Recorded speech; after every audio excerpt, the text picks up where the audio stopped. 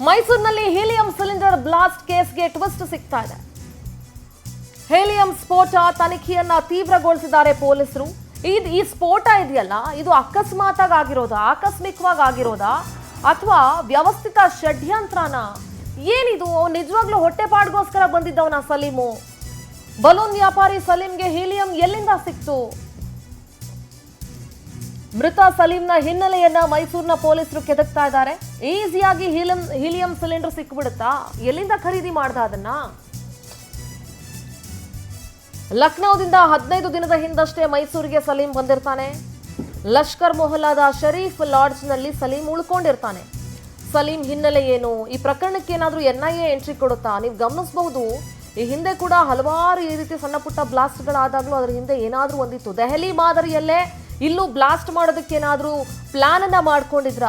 ಸದ್ಯ ಲಾಡ್ಜ್ನ CCTV ದೃಶ್ಯಗಳನ್ನ ಪೊಲೀಸರು ಕಲೆ ಹಾಕ್ತಾ ಇದ್ದಾರೆ. ಈ ಸಲೀಂನ ಬ್ಯಾಕ್ ಗ್ರೌಂಡ್ ಏನು? ಇವನು ಏನಕ್ಕೋಸ್ಕರ ಮೈಸೂರಿಗೆ ಬಂದಿದ್ದ? ಲಾಸ್ಟ್ 15 ದಿನಗಳ ಹಿಂದಷ್ಟೇ ಇವನು ಮೈಸೂರಿಗೆ ಬಂದಿರ್ತಾನೆ. ಸೊ ಇವನು ಮೈಸೂರಿಗೆ ಬಂದಿದ್ದು ನಿಜವಾಗ್ಲೂ ಹೊಟ್ಟೆಪಾಡಿನ ಉದ್ದೇಶಕ್ಕ, ಬಲೂನ್ ಮಾರಾಟ ಮಾಡೋದಕ್ಕ, ಅಥವಾ ಬಲೂನ್ ಮಾರಾಟ ಮಾಡುವ ನಿಟ್ಟಿನಲ್ಲಿ ಬೇರೆ ಏನಾದ್ರೂ ಇವನ ಉದ್ದೇಶಗಳಿತ್ತ? ಇದೆಲ್ಲದರ ಬಗ್ಗೆ ಖಾಕಿ ತನಿಖೆಯನ್ನ ಚುರುಕುಗೊಳಿಸ್ತಾ ಇದೆ. UPಯ ಲಕ್ನೋವಿಂದ ಕೇವಲ 15 ದಿನಗಳ ಹಿಂದಷ್ಟೇ ಬಂದಿದ್ದ ಮೃತ ಸಲೀಂನ ಫೋಟೇಜ್ ಅನ್ನ ಕೂಡ ನೀವು ಗಮನಿಸಬಹುದು. ಮೈಸೂರಿನಲ್ಲಿ ಹೀಲಿಯಂ ಗ್ಯಾಸ್ ಸಿಲಿಂಡರ್ ಸ್ಫೋಟ ಪ್ರಕರಣ ದುರಂತದಲ್ಲಿ ಸಾವಿನ ಸಂಖ್ಯೆ 2ಕ್ಕೆ ಏರಿಕೆಯಾಗಿದೆ. ಒಬ್ಬ ಹೂವಿನ ವ್ಯಾಪಾರಿ ಕೂಡ ಸಾವನ್ನಪ್ಪಿದ್ದಾರೆ. ನೋಡಿ, ಆ ಹೂವಿನ ವ್ಯಾಪಾರಿ ಏನೂ ತಪ್ಪಿಲ್ಲ. ಗಂಭೀರವಾಗಿ ಗಾಯಗೊಂಡಿದ್ದಂತ ಹೂವಿನ ವ್ಯಾಪಾರಿ ಮಂಜುಳಾ ಅವರು ಕೂಡ ಸಾವನ್ನಪ್ಪಿದ್ದಾರೆ. ಚಿಕಿತ್ಸೆ ಫಲಿಸದೆ ಹೂವಿನ ವ್ಯಾಪಾರಿ ಮಂಜುಳಾ ಮೃತಪಟ್ಟಿದ್ದಾರೆ. ನಿನ್ನೆ ಬಲೂನ್ ವ್ಯಾಪಾರಿ ಸಲೀಂ ಸಾವನ್ನಪ್ಪಿದ್ದ, ಇವತ್ತು ಮಂಜುಳಾ ಸಾವನ್ನಪ್ಪಿದ್ದಾರೆ.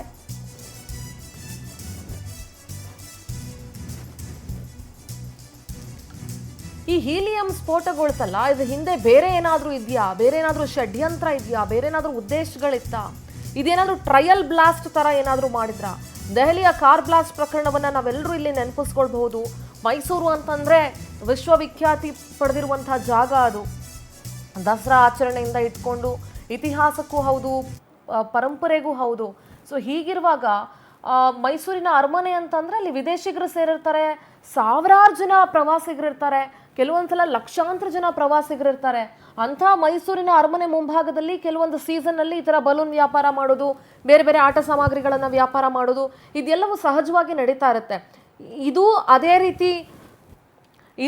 ರೀತಿ ಒಬ್ಬ ಸೀಸನ್ಡ್ ವ್ಯಾಪಾರಿಗೋಸ್ಕರ ಈ ಥರ ಬಂದ ಇವನು, ಅಥವಾ ನಿಜವಾಗ್ಲೂ ಇದರಿಂದ ಏನಾದರೂ ಇದೆಯಾ ಅನ್ನೋದ್ರ ಬಗ್ಗೆ ತನಿಖೆ ನಡೀತಾ ಇದೆ. ಸದ್ಯ ನಮ್ಮ ಜೊತೆಗೆ ಬಯೋಸೈಂಟಿಸ್ಟ್ ದಿವ್ಯಾ ಚಂದ್ರಧರ್ ಅವರಿದ್ದಾರೆ. ಅವ್ರ ಜೊತೆ ಮಾತನಾಡ್ತಾ ಹೋಗ್ತೀನಿ. ದಿವ್ಯಾ ನಮಸ್ತೆ, ಕಾರ್ಯಕ್ರಮಕ್ಕೆ ಸ್ವಾಗತ. ದಿವ್ಯಾ, ನಿಮ್ಮ ಆಡಿಯೋ ಕೇಳಿಸ್ತಾ ಇಲ್ಲ ನನಗೆ. Divya, I think your audio is mute. Divya, ನನ್ನ ಮಾತು ಕೇಳಿಸ್ತಾ ಇದೆಯಾ?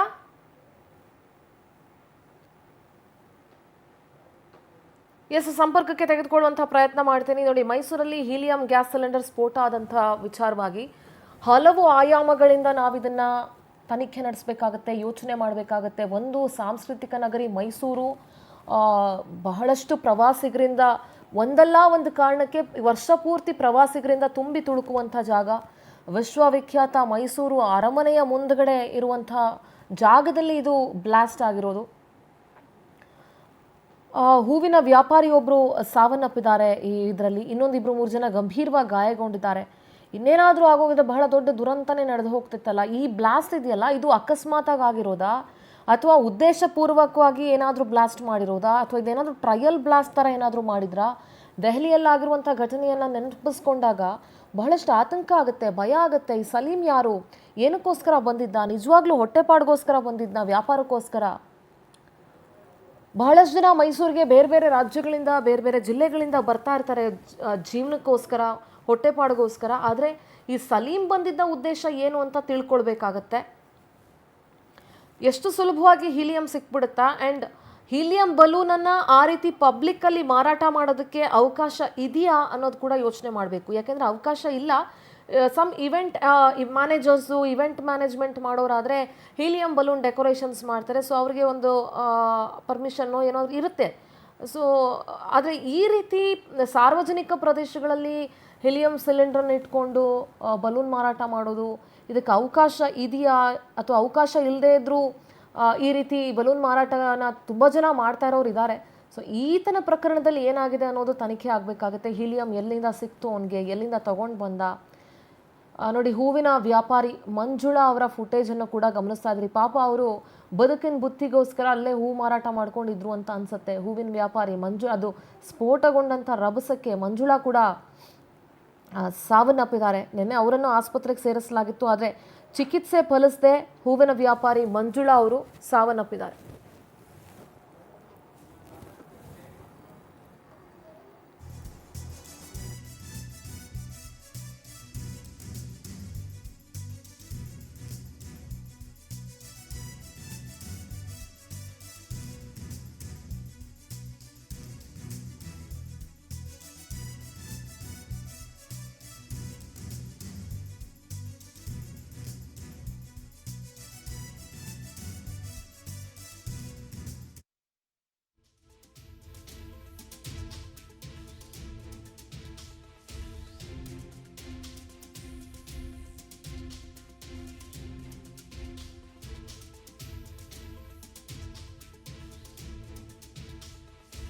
ಎಸ್ ನೋಡಿ, ಈ ವಿಚಾರವನ್ನ ಹಾಗೆ ಬಿಡೋದಕ್ಕಾಗಲ್ಲ. ಎಲ್ಲಾದ್ರೂ ಒಂದ್ ಕಡೆ ಸ್ಲೀಪರ್ಸ್ ಎಲ್ಲ ಆಗ್ತಾ ಇದೆಯಾ ಅನ್ನೋದನ್ನ ಗಮನಿಸಬೇಕಾಗುತ್ತೆ. ಈಗ ಬೆಂಗಳೂರೇ ತಗೊಳ್ಳಿ, ಎಲ್ಲೋ ಒಂದ್ ಕಡೆ ಬೆಂಗಳೂರಲ್ಲೂ ಸೇಫ್ಟಿ ಇದೆಯಾ, ಉಗ್ರರ ಸ್ಲೀಪರ್ಸ್ ಎಲ್ಲ ಆಗ್ತಿದ್ಯಾ ಅನ್ನೋ ಅನುಮಾನಗಳು ಕಾಡುತ್ತೆ.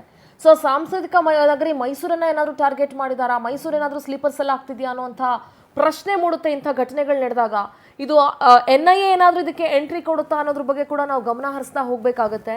ಯಾಕೆಂದರೆ ಇದನ್ನ ಅಷ್ಟು ಸುಲಭಕ್ಕೆ ಬಿಡುವಂಥ ವಿಚಾರ ಅಲ್ಲ. ಇವೊಂದು ಆತ ಆಕಸ್ಮಿಕವಾಗಿ ಸಿಲಿಂಡರ್ ಬ್ಲಾಸ್ಟ್ ಆಗಿದ್ರು, ಈ ಥರ ಸ್ಫೋಟಗೊಂಡಿದ್ರು ಕೂಡ ಈ ರೀತಿಯಾಗಿ ಹೀಲಿಯಂ ಸಿಲಿಂಡರ್ ಇಟ್ಕೊಂಡು ಬಲೂನ್ ಮಾರಾಟ ಮಾಡೋದು ಸಾರ್ವಜನಿಕ ಸ್ಥಳಗಳಲ್ಲಿ ಎಷ್ಟರ ಮಟ್ಟಿಗೆ ಸೇಫು ಅನ್ನೋದ್ರ ಬಗ್ಗೆ ಚರ್ಚೆ ಆಗಬೇಕಾಗತ್ತೆ. ಮತ್ತು ಅಂಥ ಕೆಲಸಗಳ ವಿರುದ್ಧ ಕ್ರಮ ಆಗಬೇಕಾಗತ್ತೆ.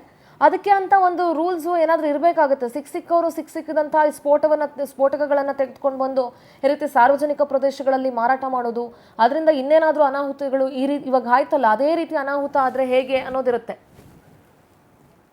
ಎಸ್, ನಮ್ಮ ಮೈಸೂರು ಪ್ರತಿನಿಧಿ ಪ್ರೇಮ್ ದೂರವಾಣಿ ಸಂಪರ್ಕದಲ್ಲಿ ಜಾಯ್ನ್ ಆಗ್ತಾ ಇದ್ದಾರೆ. ನಾನು ಅವ್ರ ಹತ್ರ ಮಾತನಾಡ್ತೀನಿ.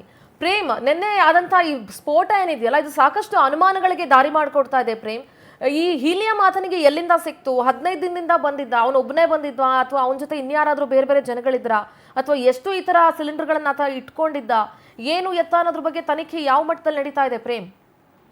ಹೌದು, ನಿನ್ನೆ ಅಷ್ಟೇ ಅರಮನೆ ಮುಂಭಾಗ ನಡೆದಂತಹ ಒಂದು ಸಿಲಿಂಡರ್ ಅಂದ್ರೆ ತುಂಬಿದಂತಹ ಸಿಲಿಂಡರ್ ಸ್ಫೋಟ ಏನಿದೆ, ಇದು ಕೂಡ ಅಲ್ಲಿ ಬೆಳಗ್ಗೆಯಿಂದನೂ ಕೂಡ ಮುಂಜಾನೆ ಏನು ಪೊಲೀಸ್ ಇಲಾಖೆ ಕೂಡ ಒಂದು ಕ್ರಮವನ್ನ ಕೈಗೊಂಡಿರುವಂತದ್ದು. ಅವರ ಏನು ಸಲೀಂ ಏನೇನಿದ್ದಾನೆ ಅವನು ಕೂಡ ಉತ್ತರ ಪ್ರದೇಶದಿಂದ ಬಂದು ಈಗ 15 ದಿನಗಳಿಂದ ಸಲೀಂ ಪ್ಯಾಲೇಸ್ ಒಂದು ಲಾಡ್ಜ್ ನಲ್ಲಿ ವಾಸ ಮಾಡ್ಕೊಂಡಿರ್ತಾನೆ.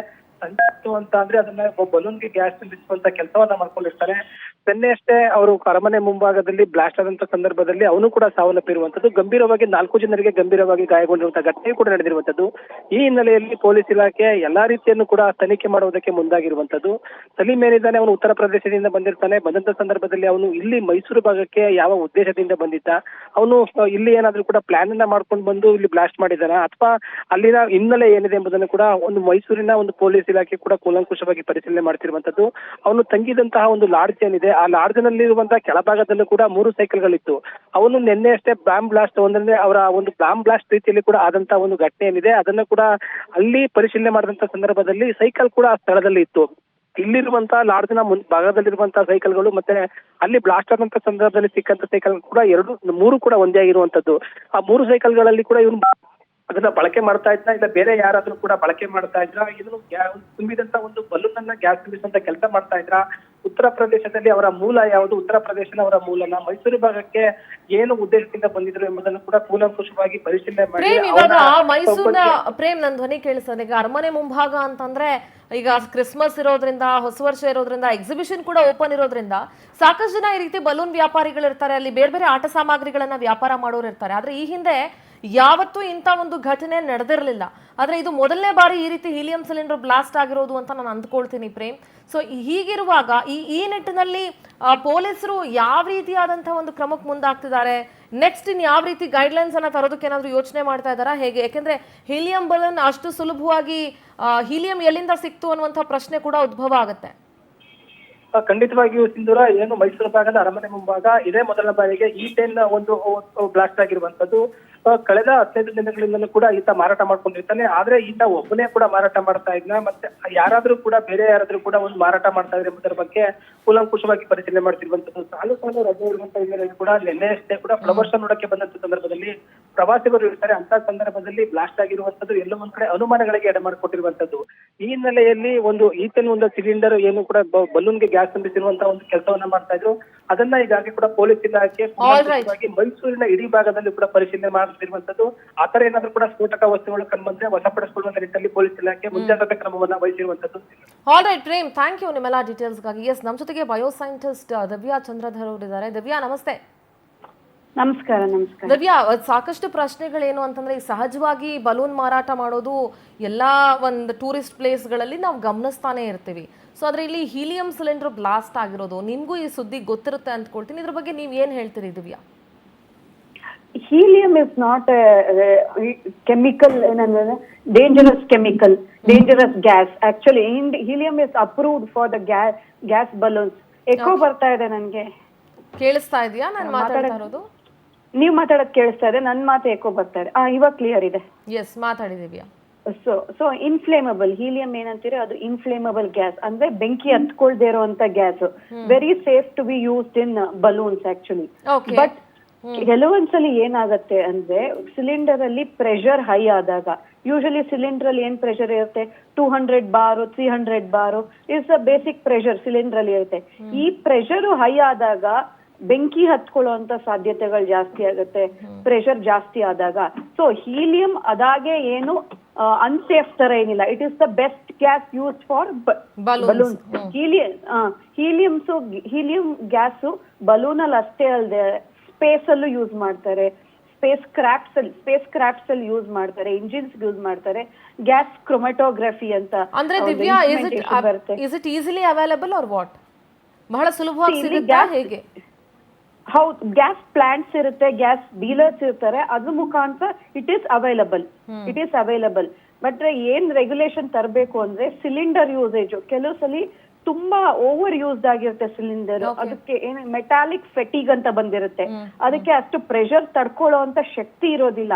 ಅವಾಗ ಆ ಹೈ ಎನರ್ಜಿ ಏನಾಗುತ್ತೆ ಆಚೆ ಬಂದಾಗ ಬ್ಲಾಸ್ಟ್ ಆಗುತ್ತೆ. ಅದಕ್ಕೆ ಡೈರೆಕ್ಟ್ ಆಗಿ ಹೀಲಿಯಂ ಕಾರಣ ಆಗಿರೋದಿಲ್ಲ. ಮೆನಿ ಟೈಮ್ಸ್ ಪ್ರೆಷರ್ ಇಂದ ಗ್ಯಾಸ್ ಕಾರಣ ಆಗಿರುತ್ತೆ.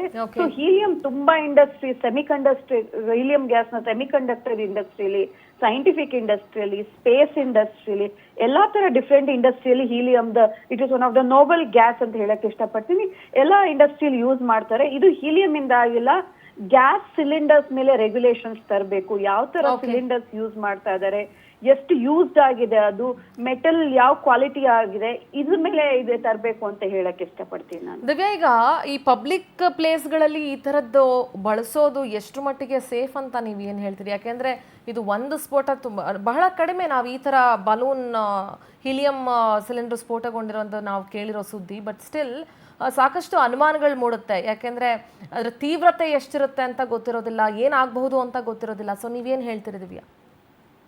So there should be strict regulations on this, especially ಜನ ಇರೋ ಜಾಗದಲ್ಲಿ, ಜಾಸ್ತಿ ಜನ ಸೇರೋ ಅಂತ ಜಾಗದಲ್ಲಿ, ಅರಮನೆ ಅಂತ ಜಾಗದಲ್ಲಿ, ಎಲ್ಲೋ ಒಂದ್ ಕಡೆ ಸಂತೆ ಆಗ್ತಿವೆ ಅಂತ ಜಾಗದಲ್ಲಿ ಈ ಸಿಲಿಂಡರ್ಸ್ ಯೂಸ್ ಮಾಡ್ಬೇಕಾದ್ರೆ ತುಂಬಾ ಕೇರ್ಫುಲ್ ಆಗಿರ್ಬೇಕು. ಯಾಕಂದ್ರೆ ಹೈ ಪ್ರೆಷರ್, ಹೈ ಎನರ್ಜಿ ಇರುತ್ತೆ ಆ ಸಿಲಿಂಡರ್ಸ್ ಅಲ್ಲಿ. ಅದೇನಾದ್ರು ಫೈರ್ ಕ್ಯಾಚ್ ಆದ್ರೆ it will be very hazardous. ಅದಕ್ಕೆ ಹೈಡ್ರೋಜನ್ ಗ್ಯಾಸ್ ಬದಲು ಹೀಲಿಯಂ ಗ್ಯಾಸ್ ಯೂಸ್ ಮಾಡ್ತಾರೆ. Hydrogen gas may be more hazardous ಅಂತ helium gas. I think cylinders ಮೇಲೆ ಸ್ಟ್ರಿಕ್ಟ್ ರೆಗ್ಯುಲೇಷನ್ ತರಬೇಕು ಅಂತ ಹೇಳಕ್ ಇಷ್ಟಪಡ್ತೀನಿ. ಅದು ಎಸ್ಪೆಷಲಿ ಪಬ್ಲಿಕ್ ಪ್ಲೇಸಸ್ ಅಲ್ಲಿ ಯೂಸ್ ಮಾಡ್ಬೇಕಾದ್ರೆ ಸರ್ಟನ್ ರೂಲ್ಸ್ ಅಂಡ್ ರೆಗ್ಯುಲೇಷನ್ಸ್ ತರಬೇಕು. ಸುಮ್ನೆ ಯಾರೋ ಬಂದು ಈ ಸಿಲಿಂಡರ್ ಇಟ್ಕೊಂಡು ಬಲೂನ್ಸ್ ಮಾರೋ ಅಂತದಲ್ಲ. ಮಕ್ಕಳುಗಳು ಬೈ ಮಾಡ್ತಾರೆ. ಯಾಕೆಂದ್ರೆ ವೆರಿ ಬ್ಯಾಡ್.